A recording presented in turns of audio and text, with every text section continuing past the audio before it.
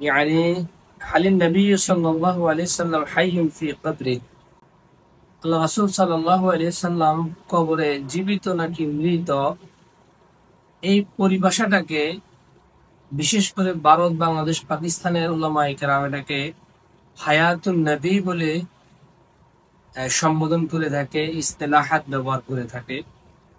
তো আমরা জানার চেষ্টা করব আল্লাহ রাসূল সাল্লাল্লাহু আলাইহি সাল্লাম তিনি কবরে জীবিত নাকি মৃত, আর এই সম্পর্কে আহলে সুন্নাত ওয়াল জামাতের আকীদা কি। আল্লাহ রাসূল সাল্লাল্লাহু আলাইহি সাল্লাম কবরের মধ্যে তিনি জীবিত রয়েছেন,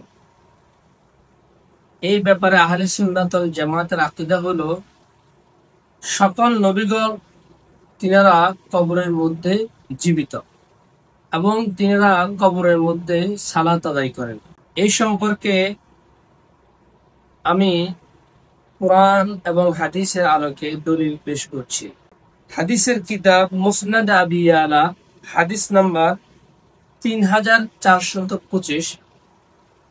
আল্লাহ রাসূল সাল্লাল্লাহু আলাইহি সাল্লাম বলেন, আল আম্বিয়াউ আহইয়াউন ফি কুবুরিহিম ইউসাল্লুনা, তথা নবীগণ কবরে জীবিত, তারা তাদের কবরে নামাজ পড়েন, সালাত আদায় করেন।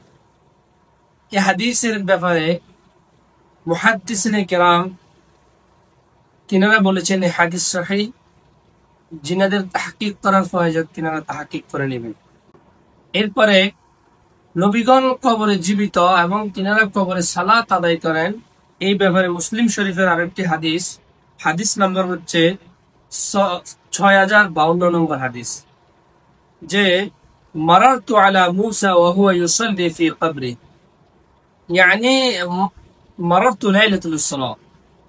আল্লাহ রাসূল সাল্লাল্লাহু আলাইহি সাল্লাম যখন মিরাজে তিনি গেলেন ইসরাতে, তখন যে তিনি দেখলেন যে মারারতু আলা মুসা, আমি মুসা আলাইহিস সালাতু ওয়াস সালামের নিকট দিয়ে যাচ্ছিলাম, তখন ওয়া হুয়া ইউসাল্লি ফি কবরি, তিনি তার কবরে সালাত আদায় করছেন।